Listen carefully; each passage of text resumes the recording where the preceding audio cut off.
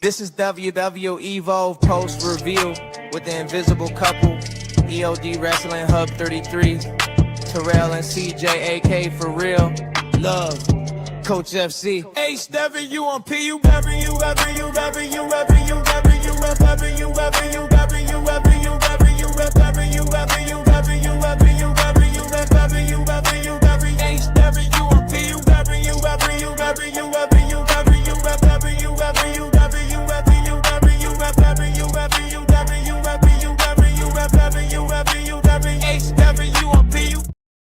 you don't he? Evidently, somebody he knows.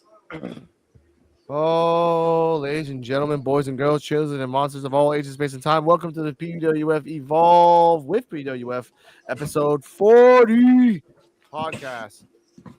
I'm joined today with Mr. Coach. We missed you last week. I understand why. Check out his channel. Hello, sir. Thank you. I'm happy to be back. Sorry I missed last week because usually internationally they upload it on YouTube, but for whatever reason they didn't do it last week. They did it again this week, so I have no clue what's going on, but I'm happy to be back with you guys. So yeah, thanks for not missing me too much. That's okay. I understand that. If it happens again, I will find a way so you can watch it, ladies and gentlemen. I'm not gonna say how online. Mr. EOD Wrestling Hub, how are you, sir? I'm doing well. Happy to be here as always. Oh, thank you, sir. Check out his live streams, everything else like that. Fun to watch, and he's always surprising like everyone else. Mr. Thank you, Terrell. Take it away. What's going on, everybody? My name is Terrell, and this is my lady, the beautiful werewolf. Hello, it's CJ Wolfie. How y'all doing? And together we are For Real Love. And this is your post-Evolve review with the PUWS family. We have Mr. Invisible. Oh, that way. That way. We got Mr. Invisible. You feel me? And we also have Miss Invisible. She is probably somewhere chilling. You feel me? We got... No, she's right there. She's right there. Yeah, she's right beside me. Yes, right beside me. We got the coach. And then don't forget EOD holding it down, y'all. Now I'm going to close this camera because I'm going to get back to eating. I am eating a protein plate. Oh, even though they have nutrients too. Yes. Yeah. Okay. It has I hope you ain't doing like I'm talking about this plate. I have the screen up in the sky again. That was a funny screen, but then all I heard was CJ laughing all the time and Terrell just eating. I still heard. Oh, damn it. That works too. All right. That works too. All right, ladies and gentlemen. Oh my God. D-Walk. Now we're gonna start off the show with something new, something unique, something crazy. We have the Vanity Project backstage in their own little toy house, and they had a party 2 days ago. There are red cups everywhere. I guess the freaking Street Profits came in and had a nice little party there. They came in. They're talking about like, oh, I can't believe after 2 days this place is messed up. Brad Baylor says, "Don't worry about it, bro. Like, we had to set it off." And Ricky Smoke says, "Hey, no." Brad Baylor says, "Hey, it's okay. I'll call my mom, and then she'll come in and she'll clean the place. She not a cleaning service, clean the place." Ricky Smoke says, "Yo, there's even lingerie, cleaning." And Ricky and Jackson Drake says, "Look, first off, his mom is never gonna do that." Hey, oh, Jesus. Why not? Oh, what's up, D-Walk? The Ricky Smoke says, "Why not? She's cool." Brad Baylor kind of thinks about it, but doesn't really respond. Then they said, "Look, they're looking at the who's going to win between Shawn Legacy and Tate Wilder." They're a little worried, but they know that they're the best. They're hundos and hundos. I did like the beginning of the show where Jackson Drake told Brad Baylor, "Hey, swipe right on her and make sure she has friends. Just make sure." But hello, D-Walk. Since you're in this type of show, we have to always press the button for living your life like you're thirsty. Living your life like you're thirsty. No, I just want to say hi. I figure y'all want to see my beautiful face. So, hey, how y'all doing? Goodbye. Okay. Keep up the good work. Okay, thank you, sir. Before we continue, before we have our thoughts on this promo, I have actually made a clip of this. Here we go. Brad, she's bad. Swipe right up. All right, and ask her if she has friends too. I will. No, but for real, man, we've had the VP dorm for like 2 days, and we already need to bring in a cleaning crew. I mean, dude, we had to kick it off to a good start, though. Like, just getting this. Like, I'm gonna call my mom, and like I said, she's gonna have the cleaning crew come over. Ooh, you know, they have lingerie cleaners now, and it's awesome. That's Ricky. No shot Brad's mom's gonna go for that. Yeah. Why not? She's okay, definitely not. But guys. Just laugh. Now, also another point where Ricky, hello, Cardium is here. Ricky Smokes says like, I wish Sean Legacy was a hot stalker. He's not even hot, or like he's not even a girl or like a hot chick stalker. And shout out to Cardium bringing this up. Sometimes having a stalker is not fun. Think about this guy.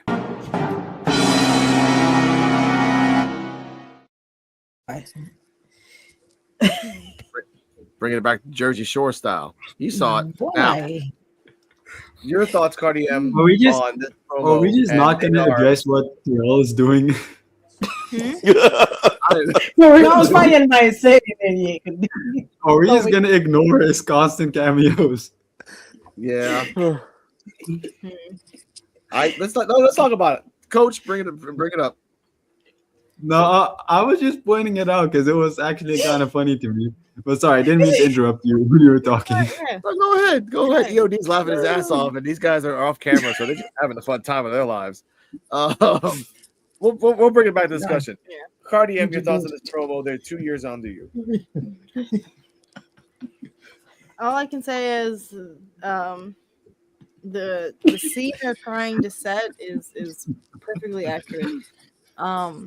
And like you said, when he said the comment about the stalker, my first thought was Pauly D for some reason, because that's not his only stalker. Like if you go back to like season 1 of Jersey Shore. Anyways, yeah, I don't know. This whole episode was funny, but yeah, this promo was good. Terrell, go on. But no. What were you gonna say, Coach? I want to hear about that. No, I was just pointing out that for real, Terrell and them were constantly jumping in. He was making weird faces in the camera or funny faces, and I just wanted to point that out. Yeah, he just sit here just doing the most over here, y'all. No, I'm happy for Terrell. Like we're gonna have a special show about what happened today. Anyway, Terrell, CJ Wolfie, your thoughts on the promo? I want to whisper to you. You see, we gotta do our thoughts now. You see it playing too much now. You playing too much now. No, I actually liked it. It looked like hey, Cardi. It looked like a movie scene. I actually liked it. The setup was real nice. It looked like they was on vacation somewhere, probably like a Airbnb. It don't even look like they was in a like a little college dorm or something. Yeah. Nah. It do look kind of different. It was in a college dorm, straight up. The TV was on a plastic table. They're in a small, decrepit office in the performance center. Like this is Vanity Project gets their own room now. And the thing I was telling him that I love, the small little detail, is there's in the corner, like I'm pretty sure the TV is on a plastic folding table. Yeah, it is on a plastic folding table. You can see the little triangle things on a plastic folding table. You pour when you put a TV on a plastic folding table. It is giving like dorm room vibes. Like, oh, we can't decorate. We can only like stick stuff up on our walls. Yeah. And like all those guys are gross. Yeah. Not all of them, but like I did like the poster on the right. No, I did like the poster on the right where it was all like beer pong. It was called College Athletes. You are a college athlete. You do beer pong. I don't give a crap what people say. That is a real sport to me, sir. Yeah, that's a sport. That's that. I got 2. Yeah, I need all they do in college. Yeah, exactly. 10,000 more signatures, and we can do this. EOD, your thoughts? No, yeah, you're right. You guys said it. EOD, your thoughts on this promo? I thought it was good, and yeah, it was giving me like a college dorm vibes because it reminded me when I was in college. Some of the guys that was in my fraternity, I would go to because I had an apartment, so I was a little bit older. I'll go to their rooms, and it would look just like that, just stuff everywhere, just looking like, hey, we can't get too many things in here, so we got to make do with what we got. So it was cool. It was a different way of opening up the show too. It was which I like, and Swipe right. I think they're still gonna go after Cunningham at some point because his look just fits that whole frat boy, whatever affluent thing that they got going on. So I like it. And Jackson Drake is always funny. So in kayfabe wise, Ricky Smokes hates Cunningham. Oh yeah, yeah. Anytime they mention him and everything, you can tell like Smokes is not a fan. But does it matter? No, yeah, Robert Stone's like I did like that Robert Stone did say like, oh, Cunningham would be perfect for the Vanity Project, and then Ricky Smokes on Twitter said, no, he's not. Just literally 3 words, no, he's not. I'm like, oh damn, man, they have to be like that. Okay. The match that everyone predicted wrong, but happily. Layla Diggs versus Nikita Lyons. Layla Diggs and Mason Holiday come out. I thought Layla Diggs had a brand new outfit. No, it's just a brand new robe and a normal same blue outfit she always wears. She came in, she danced very happily, so I'm happy for her. Nikita Lyons came out in I guess a new suit. Very, very Apollo Creed red, gold, white, blue, very, weird about it. She came in, she also said hi to the baby. The baby did not say hi back. The baby was in the crowd this week, ladies and gentlemen. 2 videos I have. First off, I will give Peter Rosenberg the honor. Like, he always brings up the fact that Nikita has odd behaviors. No matter how much Nikita multimedia is, she really had some odd behaviors. Literally, we have buttons for that. But let's talk about button number 1. Speaking of aura, speaking of all the things, there she is, Nikita. Multimedia is in the building, Robert Stone. Roar, real ones always rise. She's glowing. She's magnetic. She's whimsical. She is here, and it's my favorite entrance. We know that. She sings it. The big cat is here. Meow. I didn't have that meow on my bingo card, but you never know what you're going to get here on WWE. Okay. So, Robert Stone, you meowed. That's 1. This was a really cool match. Right off the bat, Layla Diggs did an axe kick that looked beautifully. Then she did a rising knee in the corner to Nikita. She tried to do it again. No, so before we even got to that, Nikita just did a little slaps, kind of taunted Mason Holland in the background. Hey, Malik Blade, welcome to Evolve. Your friend's gone. Yeah, you'll come up now when he leaves. Literally, like, hey, they gave you the same exact locker room, and like, hey, it's isn't that a no face fake? No, don't worry about that. Don't worry, that's not his name. Don't worry about that. We're not talking about him anymore. Like, no, that pissed me off. But we'll talk about that later. Yeah. Match is pretty cool. Mason never interfered. At the point where she tried to do the second, Nikita beat the crap out of Layla for a little bit. After Layla tried to do the second axe kick, Nikita grabbed it. Layla did a nice little like scissors roll up. Didn't really got the 2. Then Nikita kind of beat the crap out of Layla Diggs with a beautiful spinning kick to the face. I remember that. Then Mason, I think people got it wrong. Either Mason was dancing first or Nikita was dancing first. I'm not really sure which was which, but someone was dancing first. Then Nikita started dancing, and then she did the b-boy stepping. Then Malik Blade got up and started dancing. Then Mason Holiday copied Malik Blade, which then Nikita told Malik Blade, what the hell are you doing? Why are you getting involved? But then Layla Diggs did a nice little spinning roll-up for the 1, 2. Oh, my God. Layla Diggs just won. Yep. After that, all 3 danced. Now, Terrell, TJ Wolfie, thoughts and rating of the match and new trio? Malik, Layla, and Mason? Yeah, I was wondering why he was out there and during that women's match for one. Like, why you kind of curious, interested in either one, or it was a certain one that you're interested in? But no, he might at the end of the match see that he kind of be with Mason and Layla. Maybe a little trios thing going on. He want to probably be a part of. Maybe I don't know. He want to dance too, some.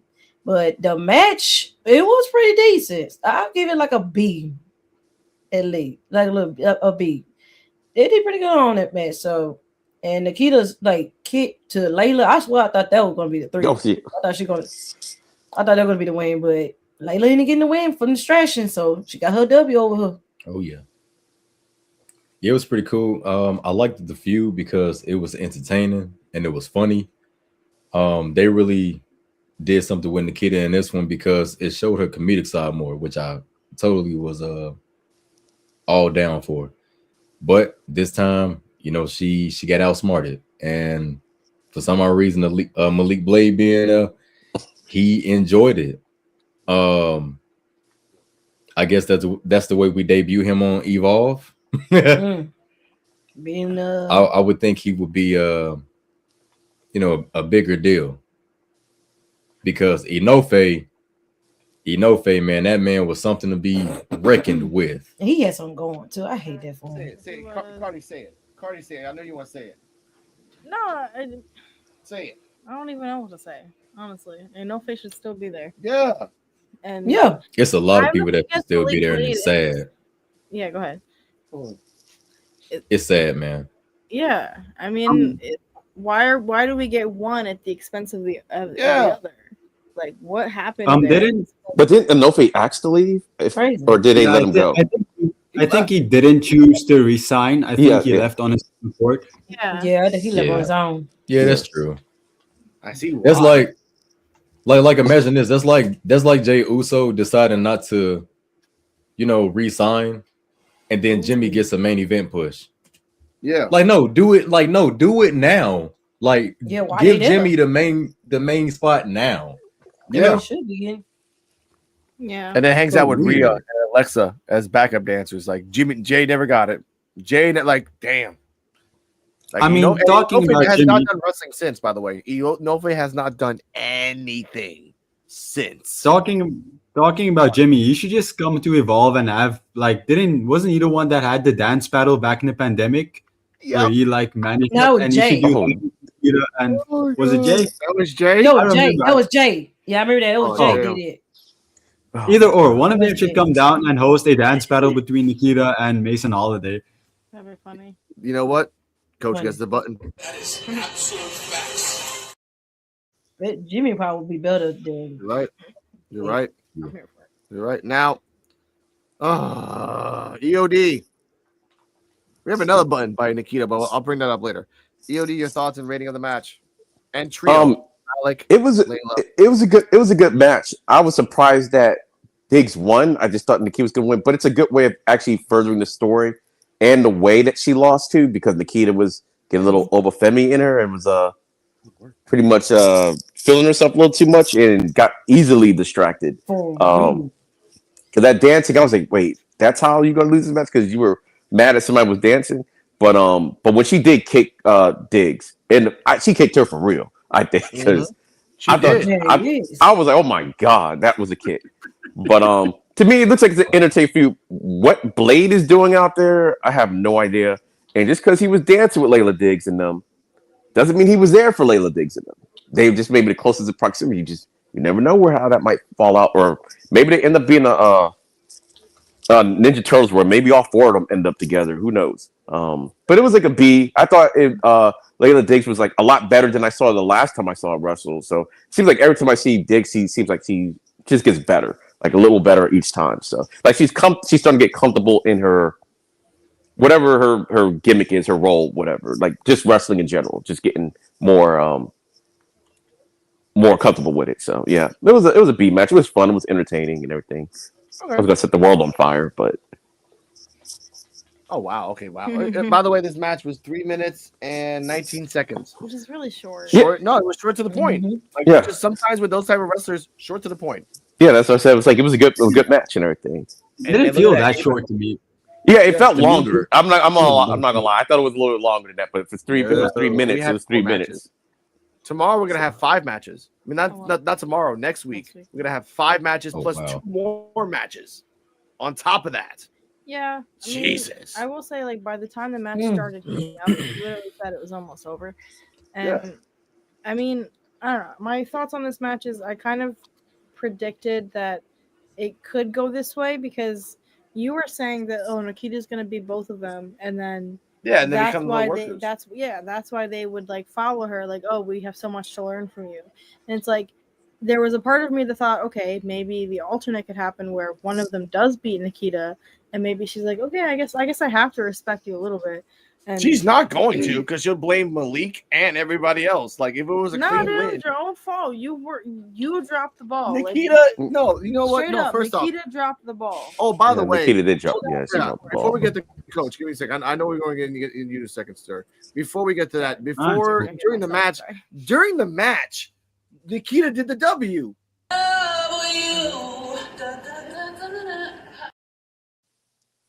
She did that during the match.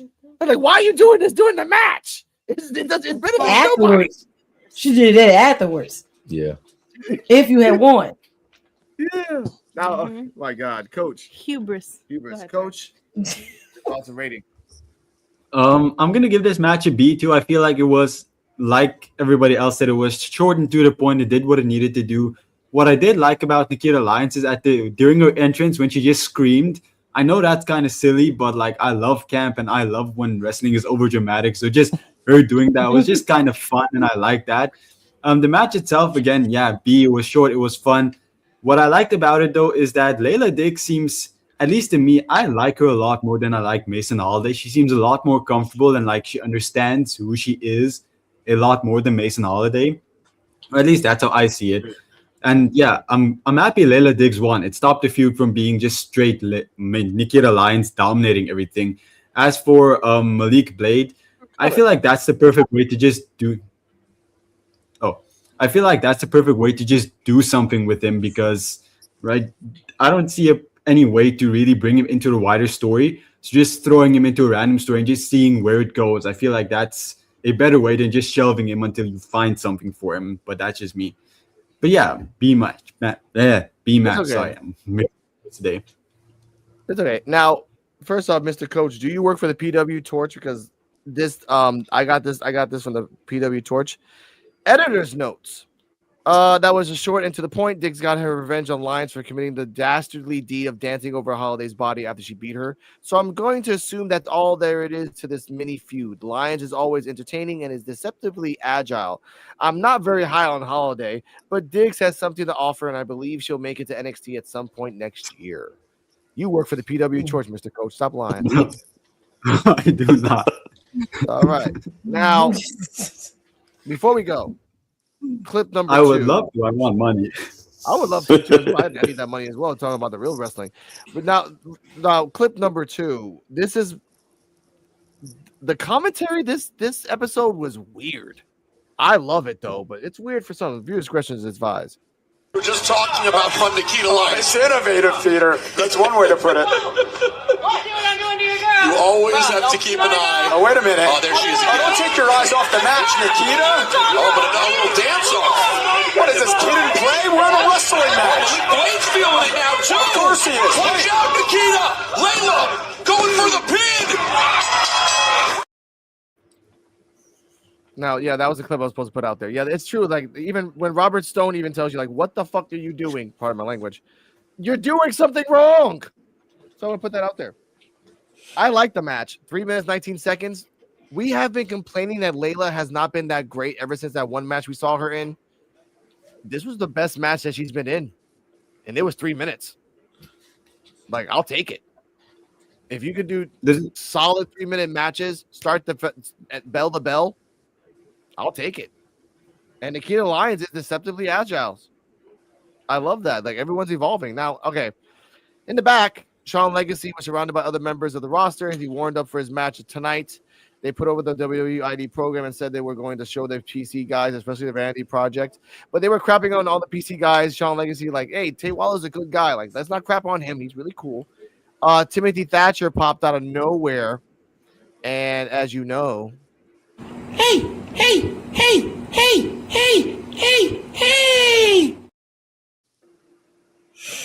Was happy to see him. He says he's proud of Shawn Legacy. He knows that this match will put it up to the end. Now, they have announced this. And I guess we'll talk about this now before we get to the end. And this is a really cool concept. We have a gauntlet match next week. ID versus PC. We don't know who the players are. Coach, I watched the video. Please do a what if on the 5 subjects. We can talk about this at the end of the show as well. Who are the 5 people in the ID who are the 5 people in the PC. Its gall is the deciding factor. We'll talk about that at the end. So please make a video about that too, Coach. I really want to hear your concept on that.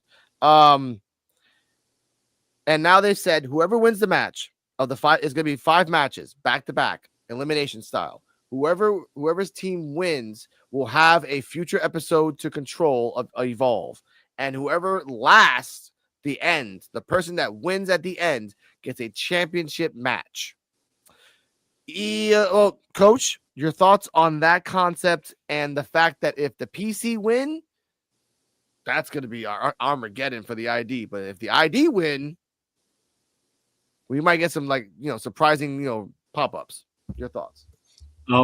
I do like the whole concept. I think it's fun, especially the whole GM aspect, because since Stevie Turner is gone, I feel like we don't really know what's happening next with GM. I like the idea of having every week or every few weeks having a different person or someone being the GM, kind of like the guy before, I forgot his name now, Big Jaw. Like how he was a special GM, and now that we're gonna have one of these guys be the special GM, I really like that concept because it keeps the show being fresh. And then I feel like this whole thing, I wasn't sure how it works at the beginning, because like if you're gonna have 5 matches, then who wins at the end and all that. But maybe I'm just not understanding the concept completely. But I am excited for the match. I feel like it's very entertaining. Okay. EOD, your thoughts on this concept of the gauntlet that controls the team becomes the GM for the week, which is a cool concept. It's never been done. 5 people are going to be the GM. I really like the concept of it because it's something that could be unique to Evolve, kind of like Deadline's kind of unique to NXT. It gives them something different. And the fact that they kind of been building up for this, and that's the thing I like about Evolve. They've been building up to this PC ID war for a while now. It started off small, where just like a jab here or there, until it turned into like a real thing. Their very own type of Survivor Series, I guess. So, wish it would have probably happened in November, but I'm glad that it's here. I think it's really interesting, and and until they can find a GM, maybe they might never have one. But technically, Ava still is in charge, and she just had Stevie kind of doing the day-to-day stuff. So maybe once in a while, it'd be nice if she just kind of popped up herself and everything, because Shawn Michaels says she is the mayor of Evolve. But yeah, they just do these little guest things, because they never actually explained away Stevie Turner on TV. They just haven't mentioned her, which is weird. But yeah, I think the concept is good. I can't wait to see where they're gonna go with it. And I wonder if the winning team somehow, because I know whoever probably gets the winning pin is probably gonna be on the winning team with a championship match. But what if they do some shenanigans? If they're in charge of the show, they're in charge of the championship matches also. So who's to say they would try to make it to their advantage, or inserting another person into the match? Who knows? I'm interested to see what they're going to do with it. For the future, to help you that help you rest, EOD, I'll make a AI video of that. You know that new Tony D'Angelo video promo that comes out when the light goes dark, walking, he's on a bridge. He's on a bridge. I'll just put Stevie Turner, some like goons throwing over the bridge. There we go. He's gone. She's gone. That's the reason. Put Jackson Drake's face over Tony D'Angelo's. Yeah, that works too. Damn. Jesus. All right, Terrell, CJ Wolfie, your thoughts on the concept and that someone will become GM for a week? That's interesting to see how that goes from either team. Really could be scary for the performance center, because you got Keanu Carver and these 2 other dudes too running the show for a week, which is gonna be crazy. Man, I can just imagine they might just run over people. But the concept it's different. It's interesting. We're really curious to see how it's gonna go. So we're kind of looking forward to see how this match is gonna be this week. So yeah, I'm just curious. Yeah, like y'all said earlier, the concept kind of sound like Survivor Series, so it'll be a pretty cool concept to see how it turns out. We'll talk about that at the end, because again, we have some good. Like, imagine Keanu Carver like the team winning. And then Keanu Carver was like, okay, I just want a gauntlet match myself. All right. What do you want? I want 5 guys. Okay. Get 2. Bro, pause. Yeah. He'll get all of them. He'll smash them all. One after the other. Smash everybody. Smash them all. Yes. Whoever survives loses. That's the end goal of that game. But let's get to the next match. This is gonna be kind of crazy. Actually, the next segment. Give me a second here. All right, and after that, Peter Rosenberg clarified that the winning team of the talk about the Evolve, and in the women's locker room, Carly Bright told the Evolve Women's Champion Kendall Gray that she feels like she's been seen as nothing more than Kendall's friend, and that she wants to do something on her own. Gray understood, but advised her that she needs to find an edge because with her bubbly personality, people are going to walk all over her. I want to talk about this real quick. We have been talking about this for months. Kendall is going to keep that belt until Carly takes it off her. And it's not going to be Carly Bright. It's going to be Carly Dark. And this is something that we've been asking for a while now. Coach, your thoughts on this? I'm happy for Carly Bright. I feel like this is only going to do good for her because initially I wanted her part of the Ren QCC, but I realized she probably would be overshadowed by everyone else. So this is good for her. My only fear is that they might not do anything with it. They might just split them off to have Kendall be on her own and just have no plans for Carly Bright. I hope that's not the case because I really like her and I feel like she does have a lot to offer. But yeah, I don't know about her being the one to take it off of Kendall Gray because like I like her and she's good, but I don't feel like she's there yet. Yeah. But I do want to see a feud between the two of them. I feel like that has a lot to offer. Yeah, that's why I call it Carly Dark. Because it's going to take her journey of becoming like the Gentile, like, oh, really nice, and then just snap. And she asked for an edge. Carly Bright can wrestle if she would stop being so bubbly. Like, if she was so happy, like Bayley was so a good wrestler, she became a great wrestler once she found that edge. So that's what I'm thinking. That's what's going to happen. But that's going to be like probably, if you really play it off, you can play this all the way to the next succession.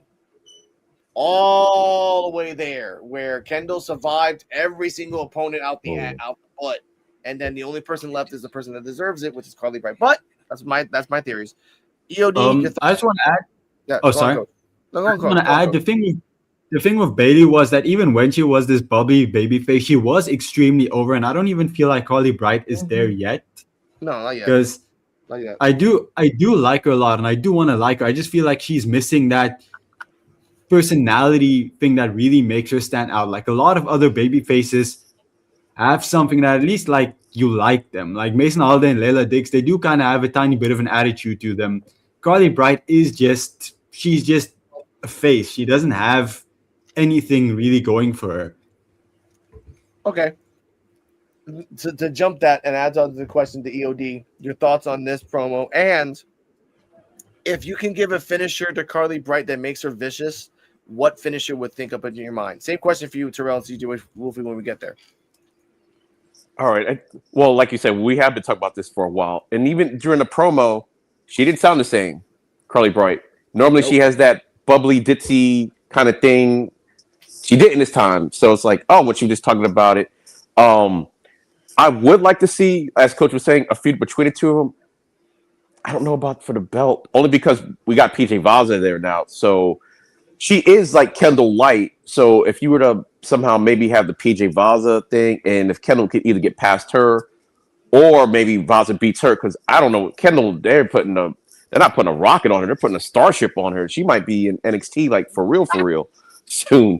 So they might just have PJ Vaza just take that belt off of her real quick, and then maybe Carly might have to be the one to take it off of Vaza somehow after she goes through her own little story arc of showing like getting more aggressive and stuff like that.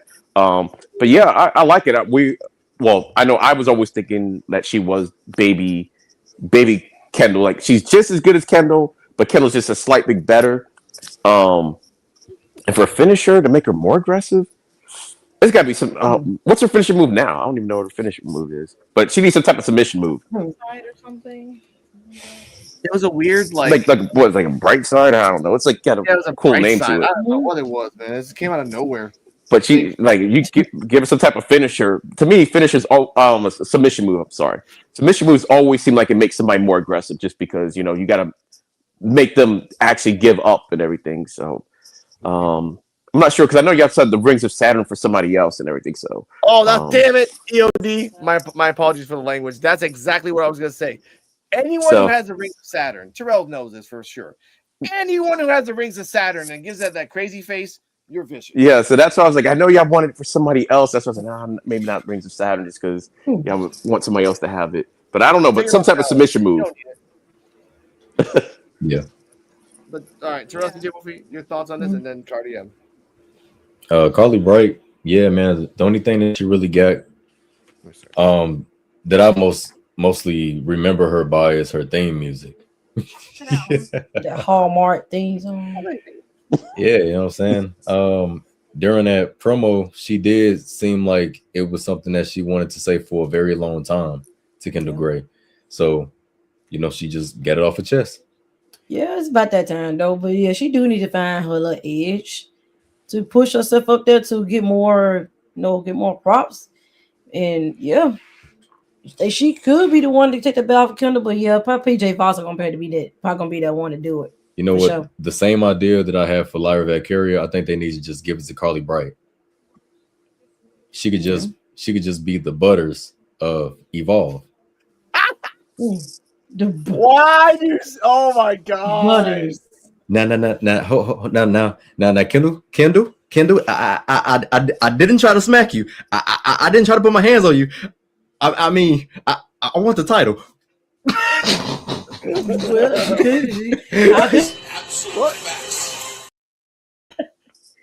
I could sit on that promo, she could slide out, could slip out. Just saying. Gentlemen, check out For Real Love. This is just a taste of what they talk about on shows.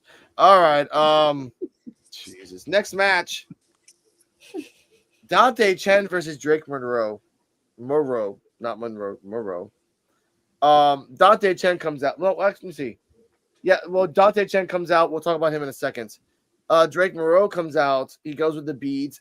I guess he told the cameraman, like, bop with me if we were in Mardi Gras, just like beep beep beep beep beep beep beep. So the cameraman just beep beep beep beep beep beep beep beep. I was thinking Benny Hill when you first did that, but anyway. That's Mardi Gras. Beep beep beep beep beep beep beep beep. That's all I heard. So he gave the beads to the two old ladies, and then she turned around and gave the beads because like, you want some beads too? The cameraman's like, yeah. So he gave the beads to the cameraman. When they locked up, it felt like Omos versus Microman. It was a weird matchup. He just towered over, just Dante Chen. But before we get to here, I love that the Evolve people in the background are evolving as well. Because if anyone didn't notice during the match, or even when the match started, this was in the background. Favorite here on Evolve, not you, Stone. Am I really seeing Dante Chen? Are those dragons and posters in the audience? Is this real? Oh, I like that. Come on. Someone brought an actual dragon. Oh my God. That was cool. This guy. Might get a dragon. I'm not bullcrapping, ladies and gentlemen. There was an actual dragon. If you go back and watch the match when Dante Chen was doing his pose in the middle of the ring, to the left, all the way to the left, there was a 3-person people holding 3 pieces of a dragon.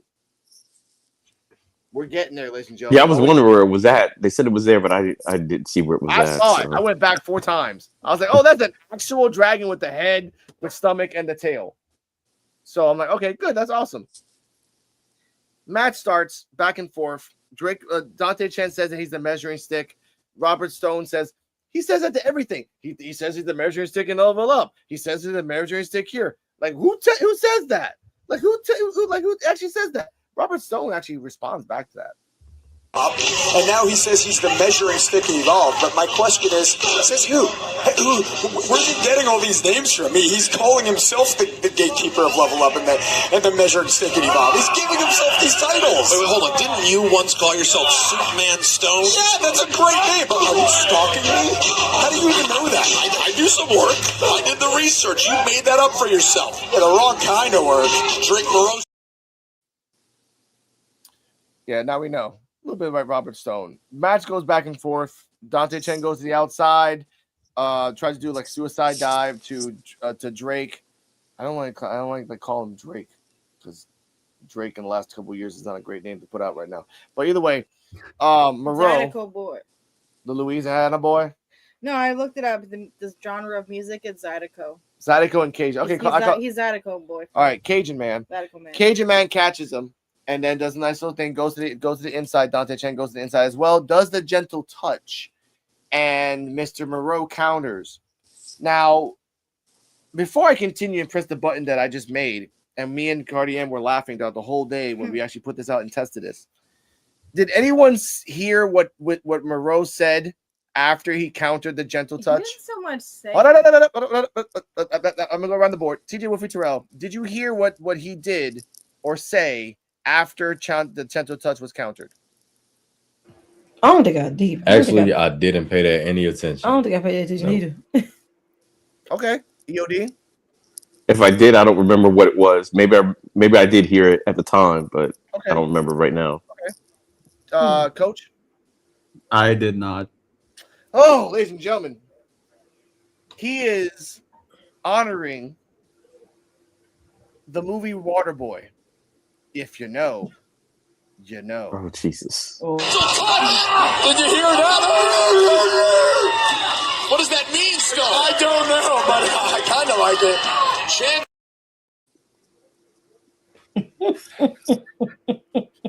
Okay, I guess I heard it, but I didn't realize that's what he was doing. I just thought he was making some type of noise. Yeah, he did the Waterboy. Yeah, Bobby Boucher. Oh my God. Boucher. He actually did it. I went back 4 times. I recorded it. I'm like, oh my God, this is gold. Then he did the choke slam from hell for the 1, 2, 3. TJ Wolfie Terrell, Bobby Boy Lachey won the match. Thoughts and rating. Yeah, he came through and showed out, man. I would give the match a B+. It was a decent match. It wasn't a bad match. Yeah, I'll give it a B+ also. Yeah. Yeah, pretty decent. Good showcase to Drake. Oh yeah. So that's what's his name? Yeah. I was trying to remember his name was. Yeah, you know, he got a good showcase. He's a very, very, very tall dude. Like very his tall. height, like he like the size of Big Bill from AEW height. Oh yeah. Like he's pretty good tall dude. So he can take advantage of that, and then he might get somewhere. And Dante Chan is still screw you, man. Bars, man. Oh my God. Why am I pressing this button more than anything else? That is absolute facts. For real, I don't like that dude, bro. Don't do Dante Chan like man. that. Dante Chan need. Man, I know, but don't do Dante Chan need his chin checked just a couple of times. Oh my God. Let that brain wiggle a little bit. First of No, all, but he is a good wrestler though. That's an interesting name. But the dragons are cool. That's why I'm like, you got the coolest symbolism. Yeah, you got dragons. Real. Mm-hmm. Yeah. Like you don't get that. That was pretty tight. Yeah, just make him be a Targaryen because I don't buy his current gimmick. I love you, Coach. Oh my God. Okay. Well, yeah, Terrell. Terrell, to me your rating. You just told me that you hated Dante Chan. B+. That's not a B+. rating. That's a statement. That was the first thing I said was a B+. Yeah, he said B+. He said B+. Oh, my bad. Sorry, my bad. All I heard was I hate Dante Chan. I was like, okay, that's. Oh yeah, because Dante Chan can eat a couple of chins. Oh my God. Ooh. That's triple entendre. Shout out to the person in that audience who made that 3-part dragon. Yeah, I liked it. It was pretty cool. Right. Yeah, that was pretty creative right there. Yeah. Drake. Before we get to EOD and Coach, my rating is a B-. It's okay. The Bobby Boucher sound effect is awesome. If you do that every time, like that will either make you super comedic or super like just psychotic. And Shiloh Hill might need a tag partner, and you're kind of like the dude that we kind of need right now. I mean, Waterboy. It's the devil. EOD, your thoughts? Your thoughts on the match? I love that. It was a good showcase, I think, for Drake. I'm pretty sure Coach knows more about him because I guess he's an LFG guy. But I did like the fact that they did say that they had a pass, that they did cross pass and level up at some point, just to let people know that he's been around or whatever, and there's some type of history with them, so he's not brand new. But it was good. The first time I saw him was like earlier in that day with the 2B teaser that Blake and Stone does. Yeah, and I remember Superman. I remember that. That's actually what he followed me on Twitter because when he was the manager of the Outliers back in the day, he was always suited and booted. But yeah, it was a decent match and everything. And Dante Chen, except for that one match he had with Anofe, he's been good in Evolve ever since the first match. I didn't think they had chemistry, but Dante Chen was good. So it wasn't so surprising that he won just because they said he has a history. So it wasn't like he was an ID guy and then he won. It's like, oh no, he's from there. So him beating Dante was a little surprising. But if you want to showcase somebody's got to take the loss sometimes. So yeah, I give it just a B, solid B. It wasn't bad. It was just a showcase and everything. I do like his accent. I do like his the way he cuts promos. It's a great accent. If it's a real accent, then you can't do I don't give a damn if it's real or not. It's awesome. It is awesome. That's other groups that don't like that. Over here Well, in the no, PWF, okay. we like all. No, I know what you're saying, Cardi. I know what you're saying. Yeah, sorry. That's where that comment came from. Is I guess there was a bit of a conversation about Obafemi's accent. Yeah. I heard Moving about on, that Mr. Coach, what are your thoughts on this? You don't talk about that. I'll talk about it. That's on Saturday in the PWF. We talk about Evolve here on Thursdays. Let's go. Okay, I liked the match. It was a good match. I didn't enjoy it as much as the Layla Diggs and Nikita Lyons match, so I'm gonna give it a B-, but I still think it was a good match. By no means was it bad. I just want to talk about Dante Chen because I don't hate him like Terrell, but I just don't like him. Oh no. I don't hate him. That's getting clipped. I don't hate him. I don't hate Dante Chen, okay? I hate Dante Chen with a passion. Okay, there we go. Oh my god! And I hope he burn in hell. Oh my god! I gotta press this one. It's been a while. Oh my god! Oh my god! Okay, continue, Coach. Let's go. I hope he burn in hell like fire that comes out of a dragon's mouth. All right. I hope he burn in hell like a man that got.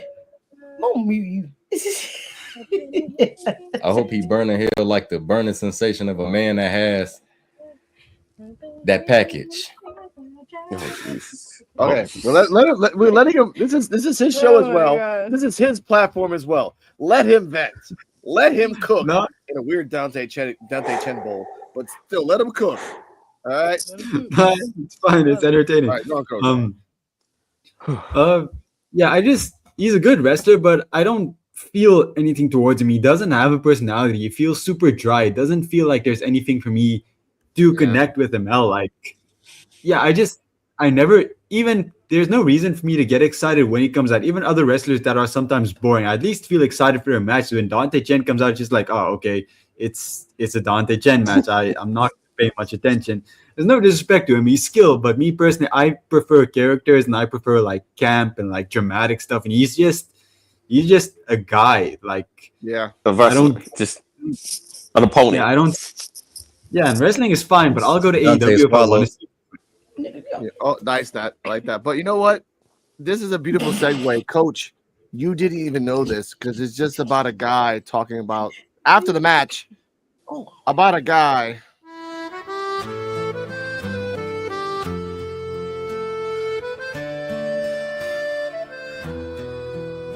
About a guy called Chewy Martinez who used to wear the same clothes, but now every episode is changing his attire, but still is a mediocre to low announcer. I ain't putting the whole minute. Ladies and gentlemen, after the match, Chewy Martinez is talking to Drake Monroe. Drake Monroe is saying that, this is a step in LFG. I'm going to go forward. Harley Riggins and Jax Presley being very ambiguously gay was, and I'll say this, I don't care. I just remember the skit on Saturday Night Live when you said that. That's why. Yeah, ambiguously gay. I love that show. Hold on. Wait. Didn't one of them get married to Summer Sorrell or engaged recently? Like, I think I saw something on Instagram. Both of them called Drake Monroe baby. Like that's and the way that first off, no. Jackson Presley said baby like Terrell says the TJ Wolfie baby. That's a totally different baby. That's crazy. Some dudes do that though. But no, like so like in some cities and some coaches, it's just a thing because like in Chicago, I know in New Orleans, you know, they say like baby, or like a dude would literally walk up to you in Chicago and be like, "What's up, my baby?" Like, "What's up, baby?" I'm not gonna say it. I'm not gonna call no nigga baby, bro. I'm sorry. I'm not gonna call no man like, baby. That's interesting. I'm not gonna call no man baby. Like for real, it's just something that they do. The women do it too.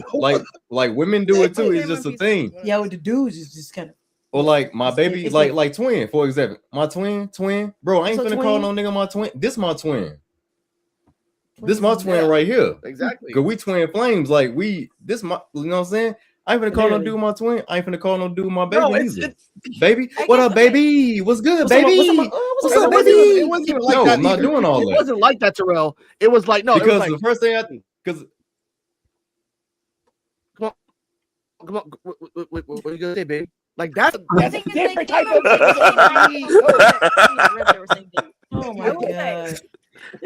To my knowledge, you know what? He did because, but it like that though. It's like that though. Like some people are just comfortable enough to talk to each other like that. Like, here's the thing. I can't do that. Where I'm from, at least in a lot of regions where I'm from, that's like quite common to just talk to people like that. Or at least where I'm from, I mean, it's not uncommon. Like, you okay, baby? Like, what? Like, you okay, bro? I wish I had a transfer. You good, dude? Here's the thing. No, listen.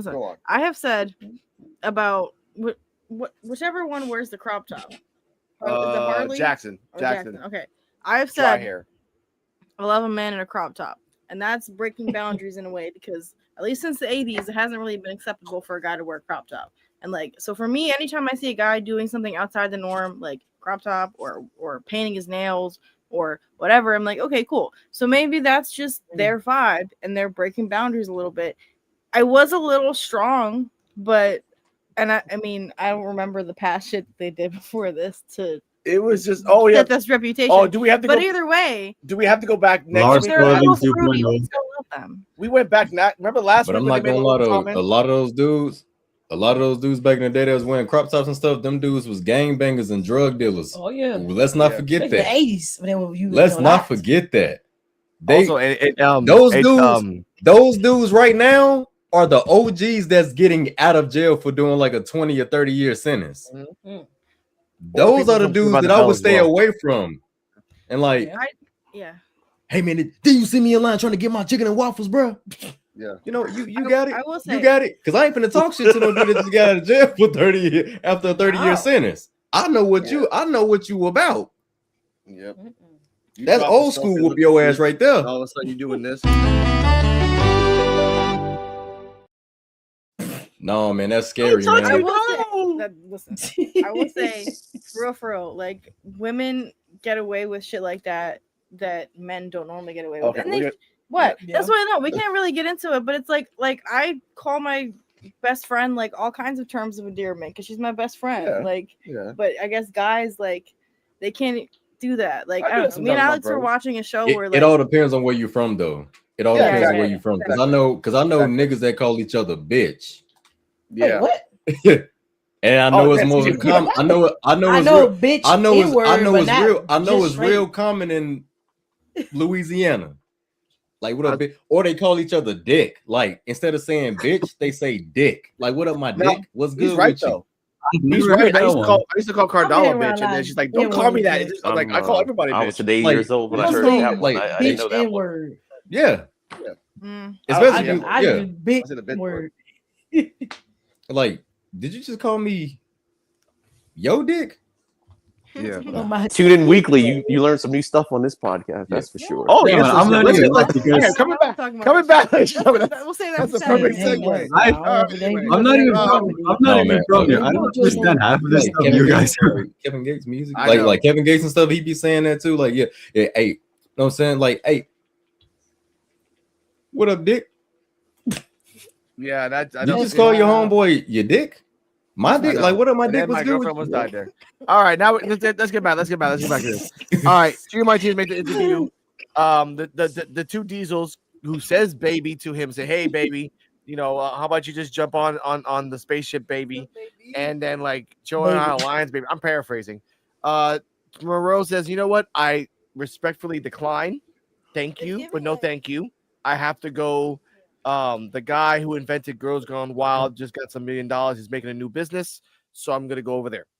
If you know, you know. Let's just get the hell out of here. This one. That's not actor. That's a guy who got in trouble. It's given that one.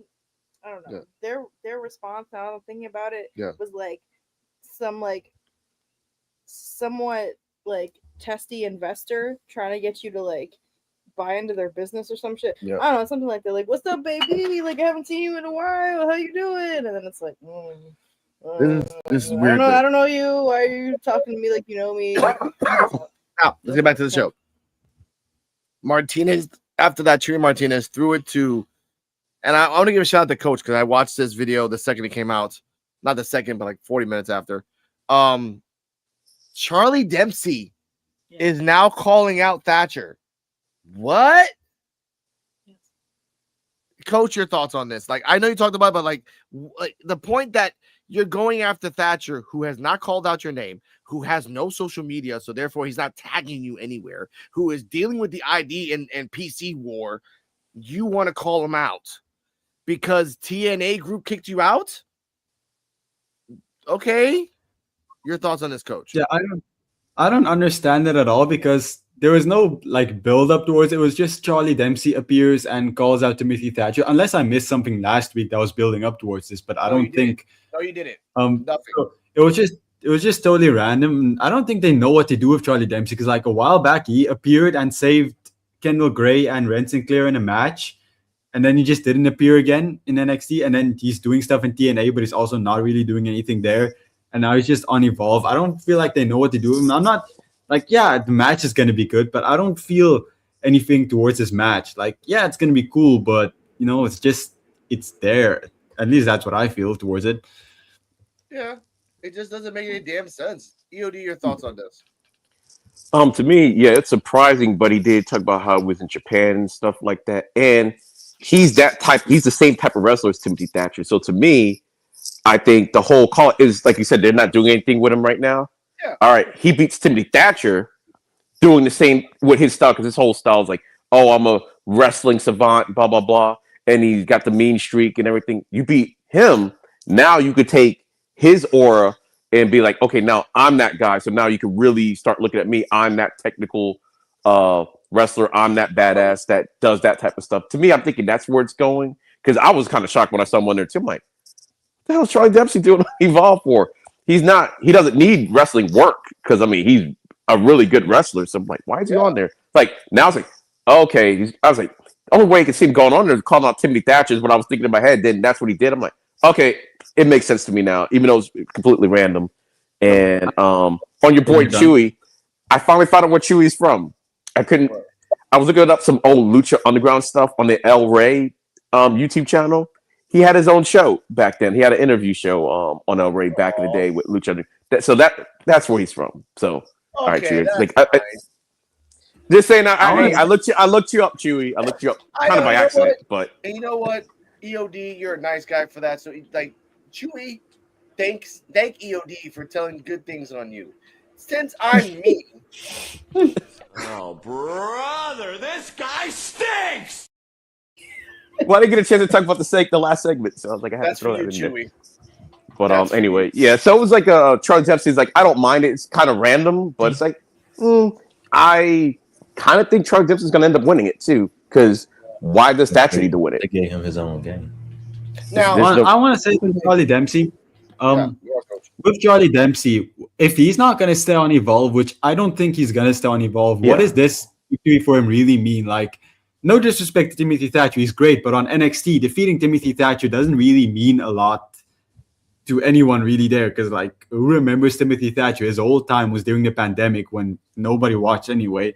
So like, I love the guy, but like, I don't feel like this achieves anything for Charlie Dempsey in the long run. But I do agree with what you said. They just throw him into something, have him do something. It's better than nothing, but I still feel like we could have done something better.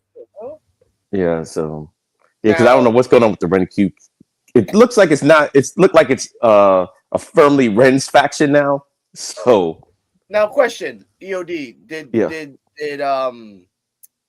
D-Walk show the video of Ren of Happy Ren's Day? No, I think he pressed the button at the wrong time at the very beginning of the show. Okay, but then he cut it off. I think. Okay, ladies and gentlemen, before we get to Miss TJ Wolfie and Terrell, your thoughts on this? I have an idea, but I want you to tell me your thoughts, and then I'm going to show the clip. I actually love the idea of Charlie Dempsey going up against Timothy Thatcher because that would be a match I would definitely love to see, and they're showing the trailer for Street Fighter movie. Yeah, I'm watching it right now. Oh wow! Damn. Okay. Wait, it's out. They're showing the Video Game Awards. Are you gonna switch Evolve to a Street Fighter review real quick? my bad, y'all. My bad. Oh my god, my bad. No, I'm good. I was watching the Supergirl trailer earlier anyway, so like I don't care. Jeez, but yeah, I saw it too. Timothy Thatcher going up against Charlie Dempsey is actually pretty dope. Because y'all know I do love technical wrestlers. Yeah. Sorry, y'all, I'm watching TV at the same time. Well, they have to. It's fine. They put that in the movie. Good on them. Okay, Yeah. so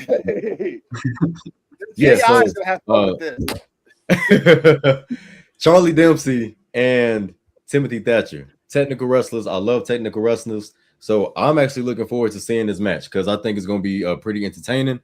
And we never know. We may see maybe Timothy Thatcher possibly pass the torch on to Charlie Dempsey or something to that nature. But other than that, it's pretty dope. Look at Roman.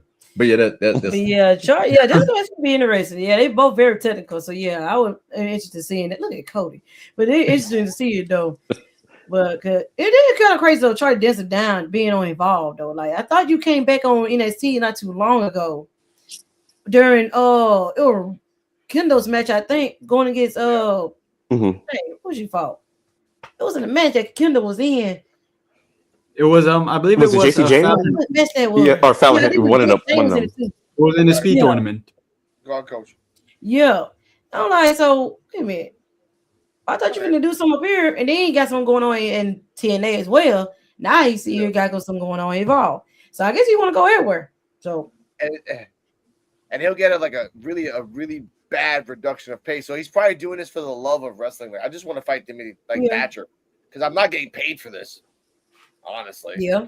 It's gonna be good though. He could. Now, before I say my thoughts on this, has anyone seen the episode of has anyone seen the Twilight Zone black and white version? Yes. Okay. Now, do you remember the episode? This is a really deep cut episode. Do you remember the episode where a guy was trying to beat a pool ball player, and the pool ball player kept telling him, like, you don't need to beat me. Like, you don't really need to beat me. Like, you just need to chill, do your thing, live your life. Don't need to beat me. And when he beat him, he became the pool ball player. And the other guy's like, well, I'm out of here. Right? Why do I feel that Thatcher's like this will never happen, but if you want to write this down, Evolve, please do this. Thatcher fights Dempsey and says, all right, fine, fight me. Thatcher beats Dempsey. Dempsey wants a rematch. Thatcher beats Dempsey a second time. Dempsey wants a third match. He tells Thatcher, if you beat me, you got to be the new teacher for Evolve. I'm out of here. And then they switch up. Dempsey goes to Evolve. Thatcher goes to NXT. Because we need someone new. We need if Javon ever becomes champion, Thatcher versus Javon would be a great match. He would bend Javon in ways that has never been bended. Honestly, we need new people. Yeah, I like Breaking Bad, Tony D'Angelo, but that's just me. But that's all I gotta say about that. That's for me. If that happens, hallelujah, hallelujah. Shout out to the great rapper. I love that show. All right. After that, it's Gall segment, ladies and gentlemen. First off, Blake Howard, you're a dick. I hate to say this. I'm going to tag you for this right now at 1 hour, 4 minutes, and 37 seconds. Why is it that the other girl says from Mount to Olympus, it's Gall? Blake Howard, It's goal. Why is he from Mount Olympus? Are you jealous because you're not from Mount Olympus and he is? But guess what? I got a button. If you're not tan and jacked and ready to attack, or if you are, we can. The following contest is scheduled for one fall. Introducing first, from Mount Olympus, the real live action figure, it's Go! Blake Howard said nothing of those words. Why can't you do your job, Blake Howard? Oh, I'm going to evolve. I'm going to have some fun. Nah, dude, do your job. Just like Terrell with the ref. All right. It's Gall versus Eli Knight. Eli Knight did a nice little couple of moves. It's Gall is mysteriously strong. He threw him from one corner to the other corner. I like that. He did a nice little back and forth. He did a nice little octopus grab and flexed. Eli Knight that tried to flex him back. Let's talk about that. Peter Rosenberg still hates It's Gall, and the fact that his rating of the Studometer gets less and less and less. What do you think Gal would rate Eli on the Studometer? You want an honest answer? I think you'd give him a 7.5. See, I'm going more for about 3.5 to 4. Oh, hold on. What did I get? Did you even get? You were negative, I think. We got an. Yeah, 1.5. Peter Rosenberg. In the end, It's Gall did a Blue Thunder Bomb, but I've never seen I've seen the version of it, but he did like a 720 around the world Blue Thunder Bomb. He calls it the Ferocious Bomb for the 1, 2, 3. It's Gall finally wins a singles match, and he hasn't won a match. Coach, your thoughts? Yeah, been up for a while. This is a nice match. I was more so interested in what happened before the match with the whole It's Gal promo. Yeah. But I'm curious as to because him not choosing a side and not dedicating himself to anyone, that was interesting to me. I feel like he's gonna be one that he's gonna jump fences in the middle of the tournament. He's gonna be on one side and sees they're losing, and then he's gonna be like, nah, I'm gonna join the other side. I feel like that would be nice for him. This match, however, it was a fun match. I'm gonna give it a B. It was pretty cool. I'm happy to finally see Eli Knight doing something. I doubt he's gonna be in the ID PC thing. I don't think they're gonna have him in it. But it would be nice if he could have an opportunity. As for It's Gal, I'm really curious to see what happens with him, because I feel like he's going to be a wild card in this whole thing. They can't exclude him, right? They can't make a whole deal of him being in it and then not include him. So I'm actually interested to see what he does. Now, I have no idea, but yeah. Okay. EOD, thoughts, rating on the match, and including the promo where he said basically, you guys got to pay me, physically pay me to be in your thing. So your thoughts on that? First, the match. I thought the match was good. I thought it was a good showcase for both guys. And yeah, when you really think about it, this is the first time Gall's actually won a match. Yeah, he's done so many other things that's been so entertaining that you forget that, this man hasn't won a single match on this show. And he's been there since the beginning. 40 episodes? I'm like, damn. Yep. But that just shows how good he is and everything. Go ahead, Coach. He's never won a singles match on Evolve? Never. The only match he's ever won is the tag match. With the button which I'm gonna press right now. Which Marham did. Yeah, buddy. I lost it. Oh, there it is. Dynamite.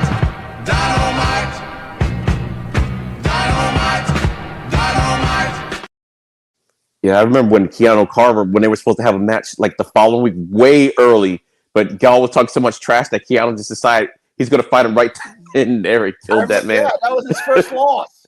I'll fight him next week. Keanu Carver's in the ring. I'm going to fight you right now, motherfucker. Let's go. No. And then died in a minute. That was crazy. But yeah, this match was fine and everything. I liked it. Eli Knight he's gonna be something. But I agree with Coach. He's not gonna be part of the ID PC wars. And I think the opposite with It's Gall.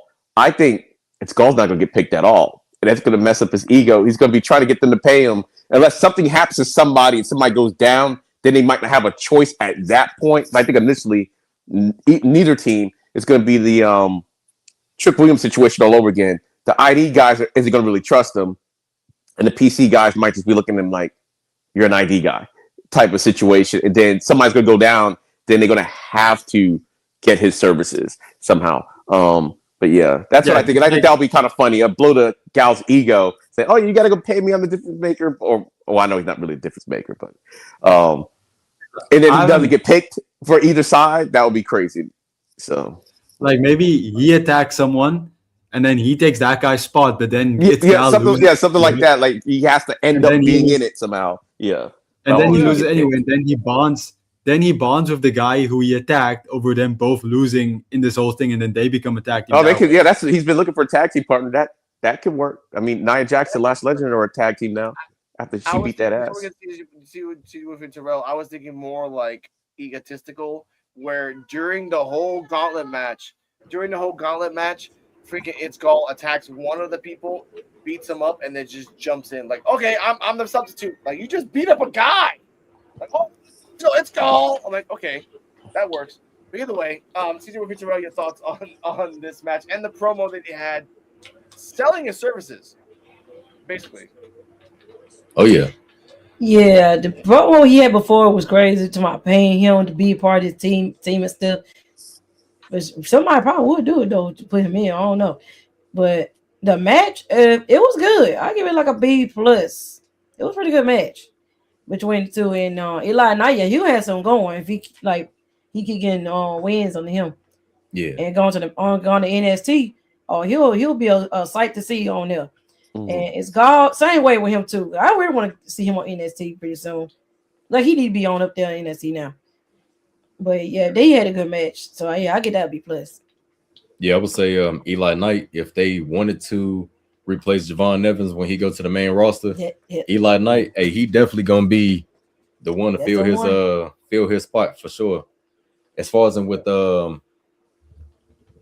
It's Gall, that's my dude. You know what I'm saying? Nobody is better than It's Gall. You feel me? And every time I get to talking, why they always showing games that I might be interested in? But anyway, It's Gall being in addition to the gauntlet match. Hey, It's Gall. Hey, he Jan I got this game and ready to attack. Yeah. Okay. Hey, he's 10 jacked and ready to attack. So hey, you gotta be ready to have that type of power on your team, man, because he will get the job done by any means.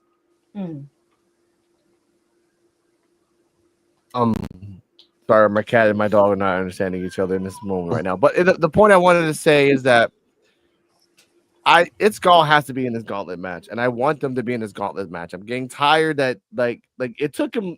By the way, the 1 year anniversary is gonna be on March 6th. So I'm gonna put that out right now. We're literally 3 months away from the 1 year anniversary of Evolve.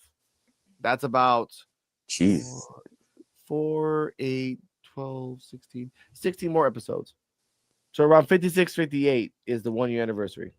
That's pretty not bad. After Succession all this at that point. Yeah. I love that. Yeah, they need to have a succession around WrestleMania time, right? And that's around the same time. Yeah. So they should. They should at least Rumble. No, not Rumble. At least like the week before WrestleMania. They say, "Oh, we got Succession too," because again, you want to like promote everything, everybody. Kendall Gray might fight PJ Vasa on that. Well, that's like a few months away. Either way, we'll talk about that later. Succession should always be the Wednesday before WrestleMania. Yeah, because you have Succession. Yeah, you have Succession, Stand and Deliver, WrestleMania 1, WrestleMania Night 2. Mm-hmm. Okay. Be sure for all brands. I hope so. I want something different for once in our lives. Cardi Ann, what are your thoughts on It's Gall versus Eli Knight and the promo that she's selling his services to the highest bidder? Wait, who is Eli? No, It's Gall. It's Gall. It's selling himself to the highest bidder. I mean, that's his right. I don't know. I thought he did good in this match. Eli Knight showed out too. I'm kind of surprised that the new talent hasn't been winning on their way in, but I get why. 2 in a row. But no, like I like what they're doing with It's Gall. Honestly, I like him more. In the beginning, I was like not a fan, but I've changed. He's got strength. He's got like wicked strength that I haven't not like the seen main before. condition thing is pretty clever. Like he Yeah. came up with his own unique gimmick. Yeah. Which again, in the beginning, I was like, "Who the fuck is this guy?" But it But works. again, next week we will have the studometer of what he picked. I don't want to see who it was. I don't want to say who it was because it's a nice surprise. We will also have Studonomics Part 1, Part 2, Part 3. He does like this. He does a lot of stuff, ladies and gentlemen. He's probably watching right now. So thank you, Mr. Gall, for watching. Thank you. I want to ask something before we move on. Yes. Is Jack Cartwheel still with the ID, or is he like injured or something? Because he hasn't appeared with Cappuccino Jones in a while. He was in AAA. He's doing that won a stuff. tournament over there, so he's probably you probably see him next week if they're doing the cruiserweight thing. Is that what it is? The cruiserweight? Because it's what Javon Evans, Cartwheel, and is it Laredo Kid that's the champion in AAA? Yeah. So it's gonna be like them. So yeah, that's what I'm like. Yeah, Jack Cartwheel. He might have gotten called up. We just don't know it because he's out there doing stuff with AAA for WWE. Yeah, because I don't really watch AAA, and I've noticed he hasn't really been on Evolve in the last bit. So I was just wondering, but thank you guys. In the last 3 episodes, because like in that whole month, I'm guessing like tapings were a month ago, and Jack Cartwheel started doing his thing exactly a month ago. So it makes sense. Like take him out, put Cunningham. Cunningham's new. He's always there now because again, he was there, just standing there in his suit. Everyone was ready to wrestle, yet he looked like a very young, very skinny JBL. It's very weird. It's like Cunningham is weird to me. He's like my Dante Chen, but I don't hate him like Terrell does. But I like just Cunningham is weird. I don't like him. I just don't like him. I like Not him. Terrell. But like, He's literally I like Cunningham. I like Cunningham, especially after last week. Cunningham, yeah. After last week, I didn't know he could. That man can go. Cunningham is something else. Chody Rhodes. Cody Rhodes Jr. Chody Rhodes. Now in the back, Tate Wilder is gearing up for his match. As always.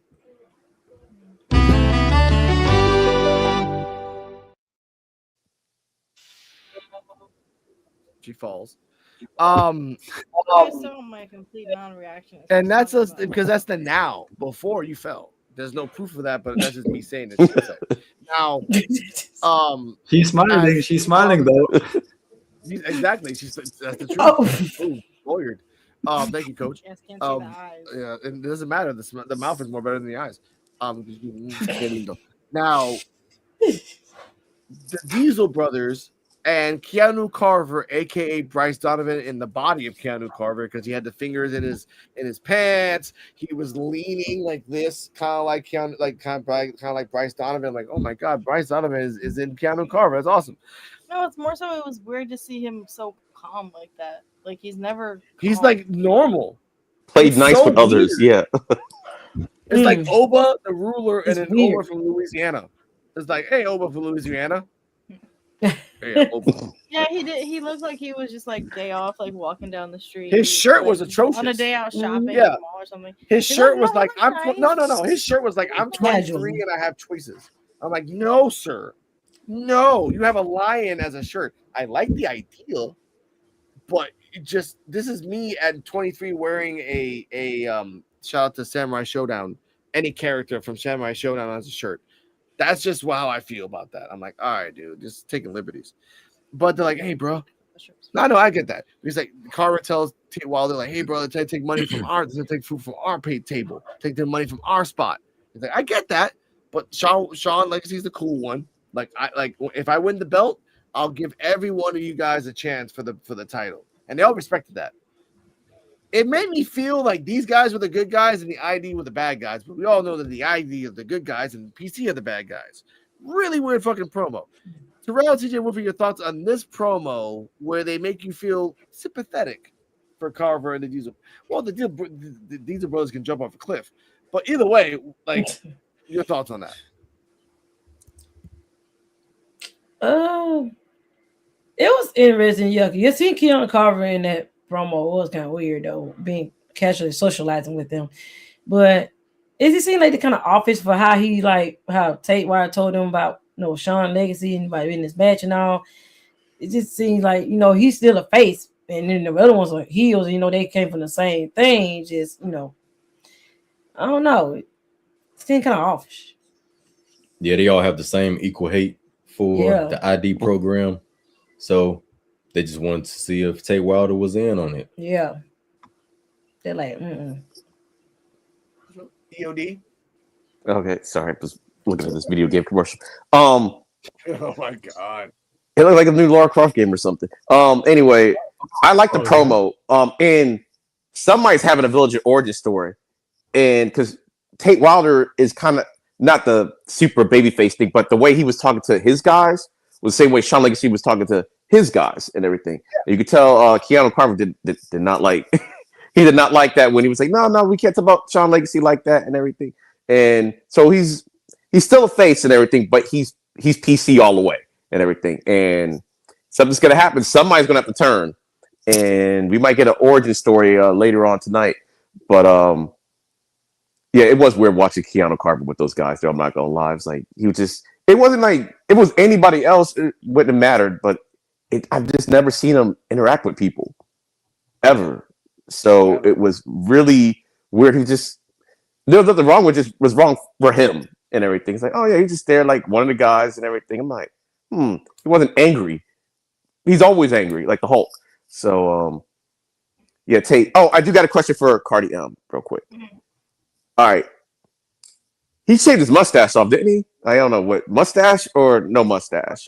He had a mustache. He is the one who was talking about that. It looked like it wasn't all there like it was before. Like maybe trimmed it down or something. Shout out to the DRWC show. They are crapping on the mustache, and they're like, "Oh, thank God he cut the mustache." You know what? To be fair, he made a comment that in the promo image he's still wearing the cowboy hat, even though he hasn't been coming out with the cowboy hat recently. He did this time for once. He actually came out in a cowboy hat for the main event. We're not there. Yeah, I hadn't been noticing that. The mustache, it is kind of funny to me considering that I said he looks like Pedro Pascal, and the mustache makes him look more like Pedro Pascal. Mm-hmm. That's all I'll say about that. I don't see what you see, but okay. There you go. Yeah, Coach, your thoughts on the match? You coach match on all this. I absolutely hate what they're doing with Keanu Carver. You should not be like a guy. Like they did so well making him look like a monster. Him being a guy, just like before, whenever he was backstage, he was like trying to kill Jackson Drake by like murdering him, and now he's just standing there talking. Like that doesn't feel like Keanu Carver. He's Smart Hulk right now. He's Smart Hulk. But Smart Hulk sucks. That's why he wasn't alive. Yeah, it was weird. It was just kind of weird. I mean, respectfully, it works because they literally just threw Smart Hulk at us. Also, they didn't even build up to Smart Hulk; they just threw it at us.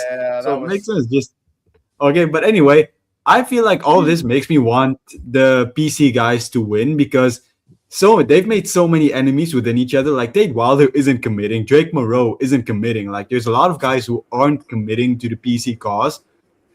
So I feel like if like the guys that actually are committed actually win this thing, like there's gonna be a lot of chaos even within each other. Because like if Tate Wilder wants to keep going, he's gonna have to go through the people that he actively rejected. And same with Drake Moreau's like trying to get W's. Like he rejected them, and if they win, like he's gonna have to go through them too. And then the PC guys the ID guys are fucked if that happens. Because like no disrespect, but they're all relatively small to the PC guys. So like it's gonna be. But yeah, that's my thoughts on it. No, I know. We have there's some thoughts on that when we get to the end of the show. Who are the 5 PC guys? There's someone we haven't said that I'll say at the end. Like, if this person comes to Evolve, that's it. But there might be a little silver lining and a little twist to that. But ladies and gentlemen, let's get. By the way, the Eli Knight versus It's Gall match was 4 minutes 12 seconds. That's it. Simple match. Small matches. Simple matches. Main event. Shawn Legacy for Tate Wilder, which was a 9-minute 41 match. I have never been a Tate Wilder fan because he's just kind of he always tries too much in matches where someone's a high flyer, he tries to be a high flyer. In matches where he's trying to be all strong, he tries to be strong. In this Shawn Legacy match, I've seen a whole bunch of coffin drops. Shout out to Darby Allin. He did a one-legged on the second rope coffin drop. It looked, and he felt like a skater too because he did like the Christ thing too. He did the Christ pose mid-air, and then he did the coffin drop. I'm like, that's a Christ drop and a coffin drop at the same time. That's pretty cool. He did a beautiful spinning suplex. Every time Shawn Legacy did something, he did something back. It felt that like Tate Wilder was at 11, and he was just putting stuff out there all the time, and Shawn Legacy was keeping up with him. At the point where I watched Coach's review of Evolve, this is the part that it kind of like differed from perspectives of the universe. When Shawn Legacy was on the outside, which, by the way, when Tate Wilder came in and did the pose in the beginning of the match, and you remember this, Aaron Rourke was just like, oh, Jesus, oh, the heat. I'm like, oh, my God, what's wrong with you? And he was just looking up at Tate Wilder, just like fanning himself. That was pretty cool. When Shawn Legacy was kicked out of the ring and he was at where the three guys are, which, by the way, there's a camera on the fence right there. Tate Wilder went outside and did a suicide dive and pushed Shawn Legacy to the fence, and then he shook the fence, and then that's when you saw the video like shake when all three are like, what the hell's going on? And then when Tate Wilder looked at Legacy, Cappuccino Jones, and Marcus Mathers, it was the most sincerest and shyest, like, hey, and then turned around and then saw Keanu Carver and the Diesel Boys come in, and he's like, hey, no. Now, shout out to CJ Wolfie last week. She's the one that said that someone touched Tate Wilder's shoulder at the end of the show. We didn't see that, but they did. And no one noticed this. When the ID guys started fighting the PC guys back and forth. By the way, Keanu Carver is a really bad actor. Once he hit somebody, he looked around, and then he's like, "Oh, yeah, I gotta fight somebody else." He did that a couple times. Like, dude, just keep punching somebody fake. Don't like, oh, what am I supposed to do? Line? Oh, okay. Like, no. Okay, please. So when out of nowhere, this is before the ID and PC4 war started, Braxton Cole came out of nowhere and pushed Shawn Legacy into the turnbuckle, which then started the war. Tate Wilder said, "What are you doing here?" I actually went back and listened to what he was saying. Braxton Cole said, "Harley called me. I'm here to help." That was the phone call. Not Keanu Carver, but it was actually Braxton Cole putting it on his shoulder at the end of the show. That was the person that grabbed Tate Wilder's hand, because Tate Wilder recognized him like, what the fuck are you doing here? You know? But then Cappuccino Jones was going to hit Braxton Cole. Braxton Cole got Ultra Instinct, moved 2 seconds before freaking Cappuccino Jones punched Tate Wilder. He's like, oh, no. Oh, whatever. And then goes back to the fight. Shawn Legacy brings him to the side. Shambles. 1, 2, 3. Shawn Legacy is your #1 contender, and he's all happy. Oh, God, no! Jackson Drake comes in, beats the crap out of him, messes up his shoulder, stands tall. There is no Vanity Project around. It's just Jackson Drake. And everyone is still fighting, and that's the point where I saw Keanu Carver punch a guy, stand, line. Oh, okay. End the show. CJ with Terrell, your thoughts on the match, rating, post, and this is nuts. Yeah, it was crazy at the end of the show. End of the match with all that chaos going on. But the match overall was good, though. They did a pretty good match. And with that guy, that is kind of crazy to think about that. Yeah, like, you would think, you would think that he had called up Keanu on the phone. Then it's this dude right here that had tapped on Tate's shoulder. So that's kind of crazy to think about that. And really, if that's the case, then what Keanu like wants to align himself with them then? That kind of question, unless you just know y'all in the same thing, like with that the W Performance Center thing group. Yeah. But it's just crazy. So we just really now see all that going on in this match. We're looking forward to see this match next week. To see who's gonna take over for the week of this show. And it's gonna be interesting. Yeah, I get the match of it's a really good match. Yeah, it was a pretty decent match. I'll give the match an A. Braxton Cole, he literally looks like Tate Wilder's like good twin. Yeah, he's twin. He looks like the good blonde. twin. Yeah, he with the blonde He hair. makes Tate Wilder looks like the evil twin, and that's not a bad thing. It's just dang, like the resemblance is crazy. Same haircut, just a blonde and a brunette guy. The brawl was crazy at the end. I love good chaos, and it's necessary because it makes you get excited for the gauntlet match that they have coming up. The only question is, which side will Isgal be on? Somebody got to put some money up. He said he want them racks. He said he need them racks. Part of the team. He need them dollar bills, man. Smart man, smart man. That's true. POD, your thoughts on this? Yeah, I really liked the match. I thought how we actually finished the match is beyond me or whatever, because I thought they were going to throw the whole damn thing out with the whole melee. But the match itself was good, and now I'm starting to see what Terrell was always saying about Tate Wilder, the Daredevil thing. Because when I was seeing like they would say it, but I didn't see it and everything. I'm like, okay, he does a nice little moonsault that finally is connecting. Because remember before he used to do it and never connected to nobody. Yeah.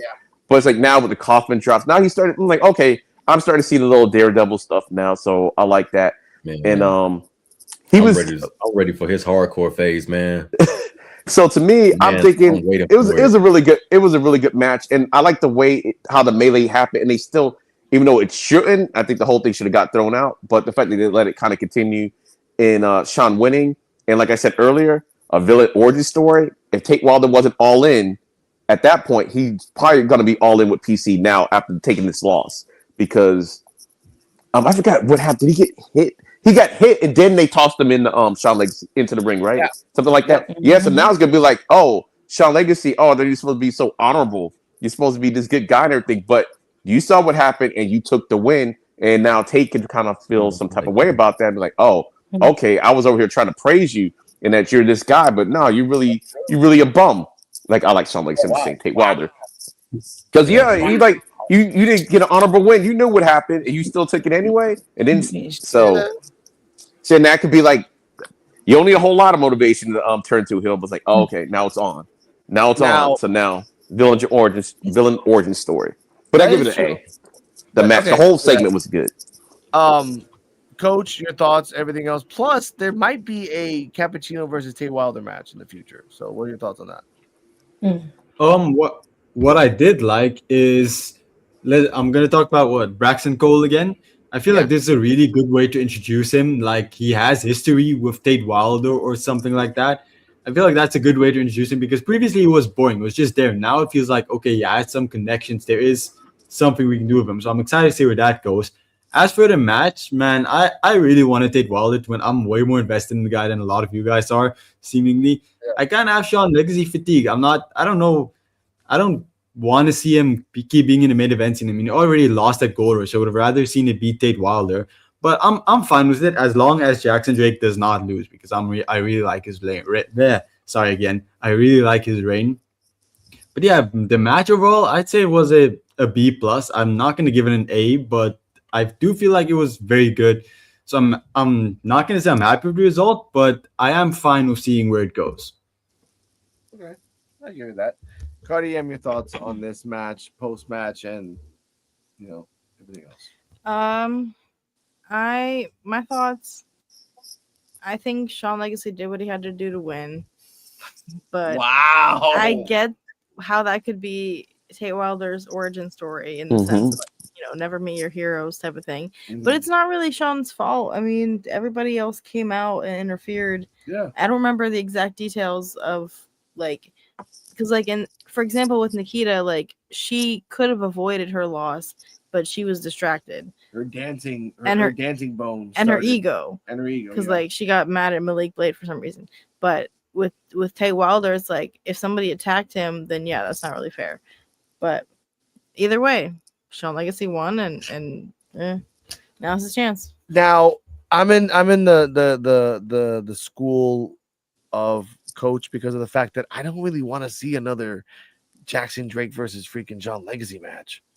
We If he- just if saw he one. loses again, then Yeah, that's the point. whack. But I think they're doing an old Southern wrestling trope where you're the baby face, but you keep losing so many times, you become the heel by just bitterness. Like everyone thinks you're the man, you keep losing, and even the people that looked up to you are getting the wins and then saying, "What happened to you, man?" And then you just snap. Then you become the championship. Because there's like maybe a very few amount of heels, except for the PC guys, obviously. But there's not a lot of heels in the big picture against Jackson Drake. You got Legacy, you got Drake, Carver whenever he stops losing all the damn time, and then that's it. I would say no fade, but he gone. Well, I will say something about that. Like to me, yeah, even though Shawn Legacy just had the match, so like even I didn't want to see him rematch again. But to me, this whole thing is like mainly this is a Tate Wilder story to me, and they're like really doing all this to build him up. Even though you could have done it a different way, but I get it. So to me, it's more okay. It's more about Tate Wilder than it is Shawn Legacy and the belt and everything. It's like a way for him to get this character in. They're kind of high on Tate Wilder, and I can kind of see it now. Like, remember I was saying he was like, oh, the cockiness. So it's in him. That whole villain thing is in him and everything. So now he just has a justification now to actually bring it all out and everything to me. Yeah. So I think it's all serving his story instead. Because if you're going to turn him heel, you don't want to have him fight Jackson Drake, a heel to heel, like right now. And so I think that's probably the reason why they're doing the Shawn Legacy thing. And I still agree with you, though. Go ahead, Coach. Yeah. I don't want him to turn Shawn Legacy heel. I feel like we've been mentioning either one of them turning heel because I feel like Shawn Legacy is like he feels very natural as a babyface, and that's like it's very rare to just have a pure babyface that like feels natural, even though he doesn't really have an edge.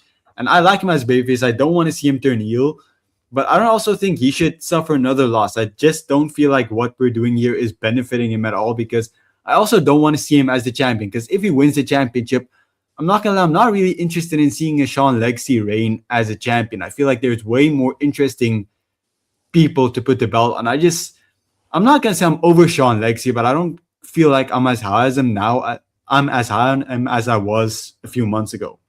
Yeah. Okay, I give you that. I think now, I feel like they're gonna do an exact Ricky Starks move here too, where Shawn Legacy's fighting Jackson Drake. Tate Wilder comes out, like just does the same thing Wendy Chu did. We're gonna talk about Wendy Chu right now. Does the same thing Wendy Chu did, and then like that costs Shawn Legacy the match, or Shawn Legacy has a straight clean match with Drake, loses. Tate Wilder comes out to try to comfort him, but really he's trying to destroy him.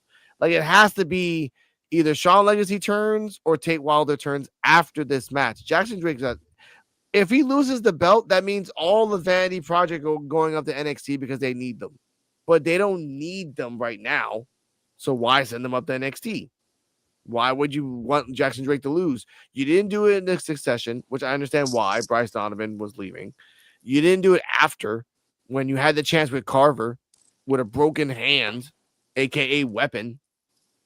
So, like, I don't know. But I want to say, back to Wendy Chu. Wendy Chu was in I want to say this real quick. Wendy Chu was in a little place.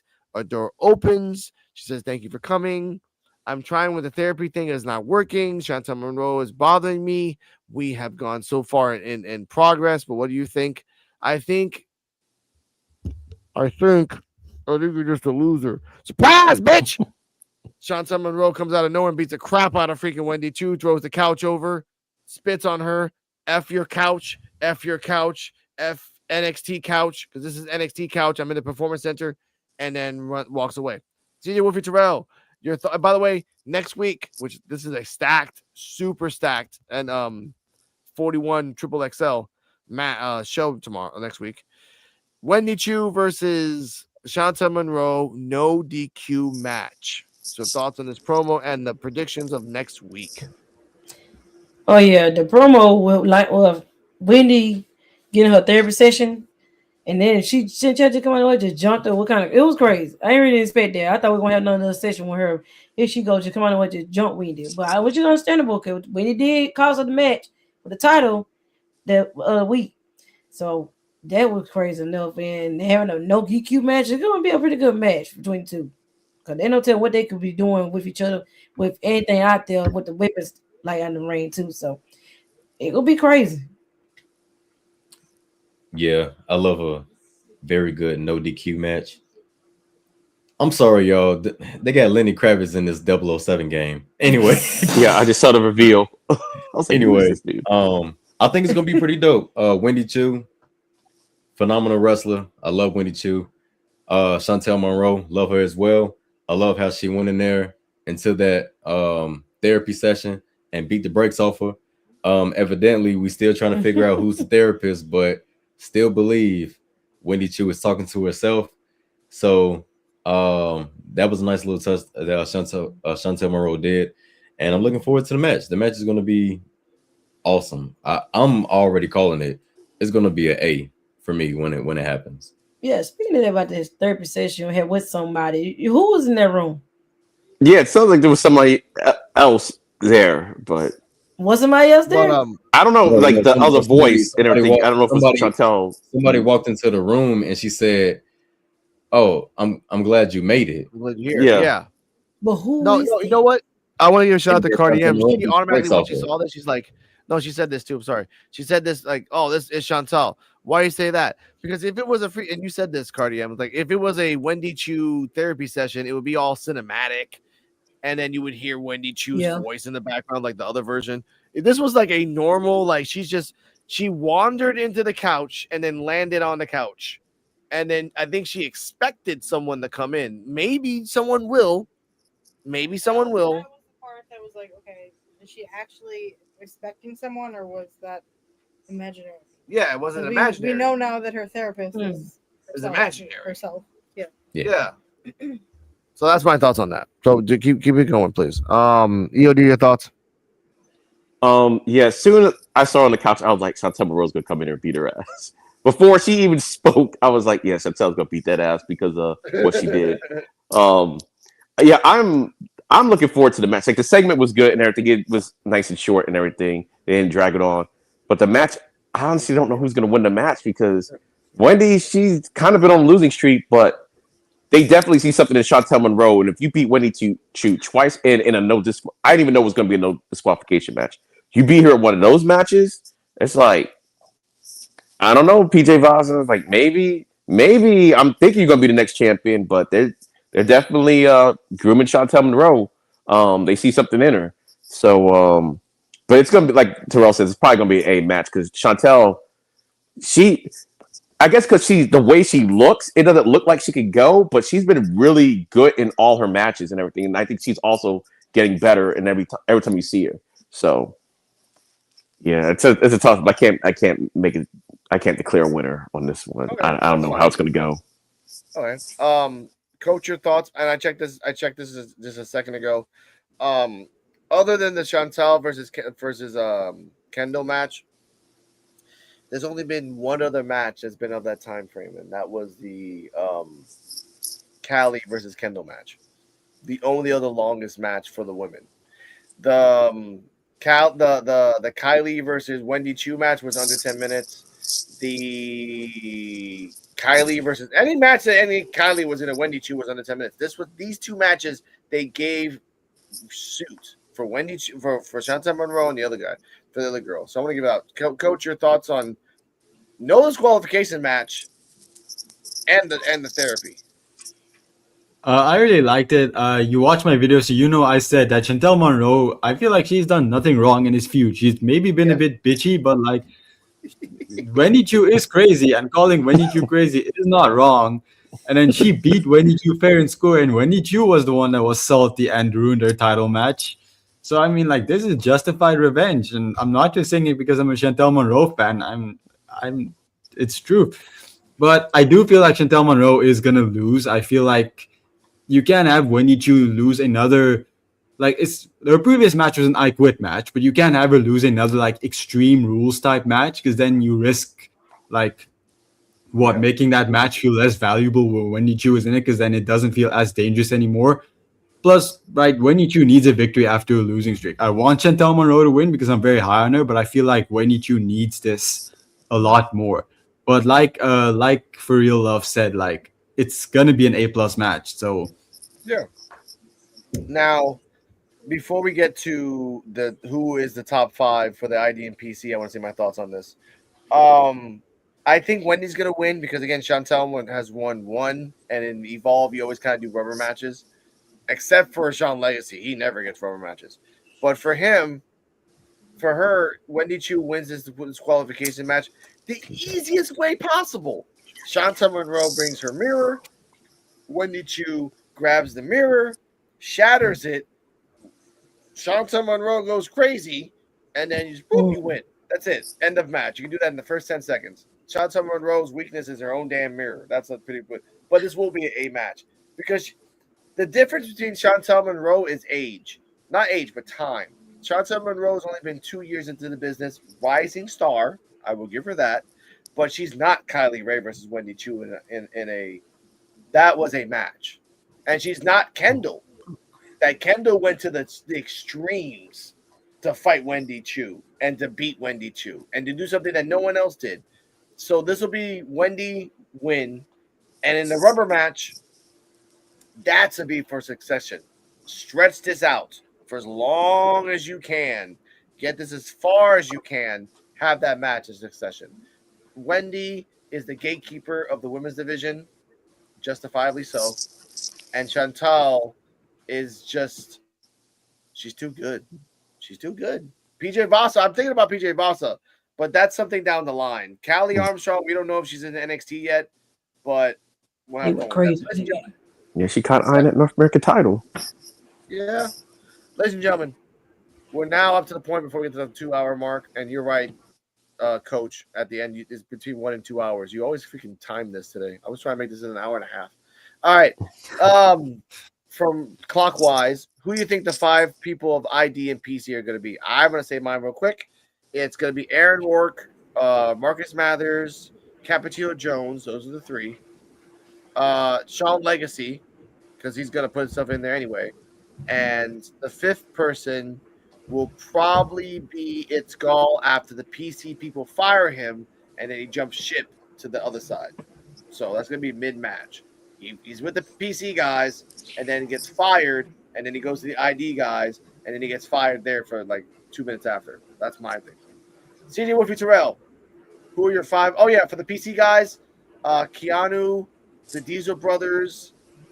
It's got to be somebody else that I know. Oh, yeah, by the way, Harlem Lewis. Welcome back, Harlem Lewis. You need to be back. And then that will be the fall of the PC because Harlem Lewis that looks at Keanu Carver like, oh, yeah, I fucking hate you. And then they go back to the war again. So that's a wonderful little add-on there. But it's gone on the PC. But the 4th person is not a lot. I guess, no. See, Brooks Jensen is gone. I don't know. I can't. I can tell. CJ Mutual, your thoughts. ID and PC if you can. I have no idea. I'll do PC. You do PC? Yeah. Okay. Oh, for PC, I think it's gonna be Keanu Carver, Necessary Roughness. Yeah. Braxton Cole and Tate Wilder. Yeah. And for the ID, really, Aaron Rourke and Marcus Mathers, Cappuccino Jones, probably Mike Cunningham too, because they keep like using him pretty good. Yeah. Who else is in that lineup? Legacy. Did you say Sean Legacy? Well, yeah. Sean could be. Yeah, Sean could be part of that too. Or Eli Knight. I think it could be Eli Knight. Yeah. Case. Yeah. Okay, that's fine. All right. Yeah. BOD. You're 5 and 5. Either one. Actually, I agree with Terrell and CJ. Those are who I was going to say. Except like Sean Legacy, only because Thatcher. It depends on what they're doing with the whole number 1 contender match thing or not. Because I thought when he said, "Oh, you're going to lead the charge," I didn't know if that meant you're going to be on the team or you're going to be doing your own thing, trying to get the championship. That's the thing I wasn't sure. Yeah. So if it's not a championship thing, I think Sean Legacy is going to be in it. Like I said, Cunningham? Was it Cunningham, Rourke, Mathers, Cappuccino, if it's not Sean Legacy, I think we might see Cartwheel in that spot because of Cappuccino. And that's what's going to lead Gal to be hot. And somehow somebody's going to get taken out and they're going to maybe have to insert Gal because they need a replacement or something like that. Yeah. So. Okay. Coach? For the PC, I think it's going to be Keanu, Necessary Roughness, Braxton Cole, right? That's his name. Yeah. And then Tate Wilder. And for the ID guys, I think it's going to be Marcus Mathers, Aaron Rourke, Cappuccino Jones. I don't think Sean Lexi is going to be in it. And then I also don't think It's Gal's going to be in it. I like what EOD said about him not being picked by anyone. Then the last two, I'm not sure who could be in it. It'd probably be like, Mike Cunningham and Eli Knight or someone like that. But I can't immediately think of anyone who would fit in that. Like, if it was like baby faces, then I could see, what was the Jeff Hardy ripoff guy's name? Yeah, Trill London. If it was just baby faces, but but I forgot about Trill. but he's that's what I was saying. If it was baby faces, I could see him being on that team. But since he's not, I don't see it happening. And then I don't know who could be other people to join. I only have 3 confirmed. The other 2 spots, I'm not really sure at all, honestly. Yeah. Damn. All right, that's fine. This is the thing about Evolve, ladies and gentlemen. We don't know, and that's the best thing about this episode. We don't really know. We can guess, but we can go. But all right, ladies and gentlemen, final rating for me, it was an A+ match, A+ show. Nothing was really boring. I know Terrell really doesn't like Dante Chen, but that doesn't turn away from the fact that it was a good show. So A+ for me. TJ Wolfie, Terrell, your thoughts? Final rating of the show. I give it a straight A. Yeah, definitely an A show. It was an A show for me. Oh yeah. Even with Chen. Even with Chen, man. Even with Chen. Okay, I'm gonna be respectful. You gotta put that out there for the people. You know what I'm saying? I can't take credit from the man. He does. He can wrestle. Yeah. Just like P Diddy got hits. Okay, I'll give you that. He got just like P Diddy got hits, and not just music hits. I'm telling you. All right. EOD, your thoughts? Final rating. My final rate, like, this was a really good show, and I'm gonna do a plus system. I'm gonna give it a B+. I don't think it was as good as last week's show, but it was really, really good. I think Evolve is back on track to being consistent. I think they had to get past the succession and the people leaving, but now they're back on track. So B+. All right, that's fine. Coach. Just how Diddy likes it, I'm gonna give it a 10. All right, nice. Oh, damn. So it's an A, but I had to. Okay, I respect it. Now, before we go, I have 2 clips to put out there real quick. One is the other part of the It's Gall match. I'll put out here real quick. He is so the opposite of obnoxious. I'm waiting for an answer. Wait, hold on. What are the 3 medals that he made at home and is wearing right now? Those are from pro bodybuilding competitive competitions. All right, he's one of the greatest bodybuilders in the world. That's a fact. Google it. Go to his Wikipedia. He didn't make it himself, and I had nothing to do with it either. I promise you. Well, it's gone. We'll put that out there.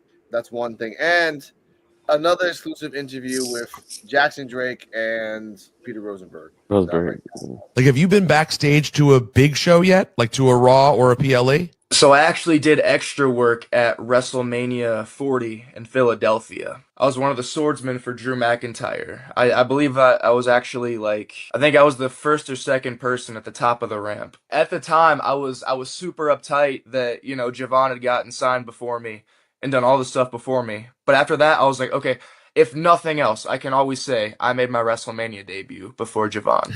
If nothing else. Are you sure? Do you guys know beyond a shadow of a doubt that you will one day have a big storyline together? And do you guys fantasy book it ever? Like what we're going to do when we have our thing? Oh, sure. I mean, the seed's already been planted. If you watched the episode where I won the Evolve Championship, who gave it to me? Javon sure did. There's too much money on the table for somebody to just leave it. It's gonna happen, and it will be legendary. Drake came in together. I can't wait. We'll talk about that next week, ladies and gentlemen. The prospect of in the future, next 2, 3, 4 years, Jackson Drake versus Javon Evans. I want to give a shout out to Swerve Strickland that he said it. When he's 30, he's going to be terrifying. When in 3 years, he's going to be scary. Jackson Drake's progression is just the same. Vanity Project is just a tool to boost him up. Once he dumps Swipe Right, it's all, as the button says, living your life like it's thirsty. Living your life like you're thirsty. Living your life like you're thirsty.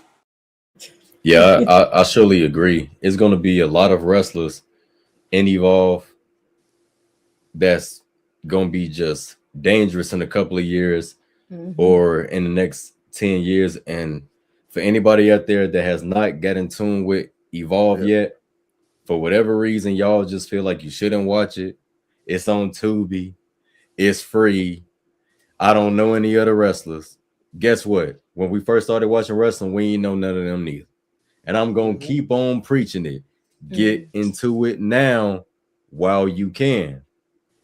Get into it now, man. Get to know them while they're at the bottom, we can say. Yeah. And international, it's free on YouTube. Man. They gonna be sometimes. Watch the progression. Sometimes. Watch the progression. You know what I'm saying? Yeah. I didn't know who The Rock was when I started watching it. I didn't know who Stone Cold was when I started watching it. But I had to go back and watch, $1 Million Austin. I had to go back and watch Rocky Maivia. You know what I'm saying? I had to.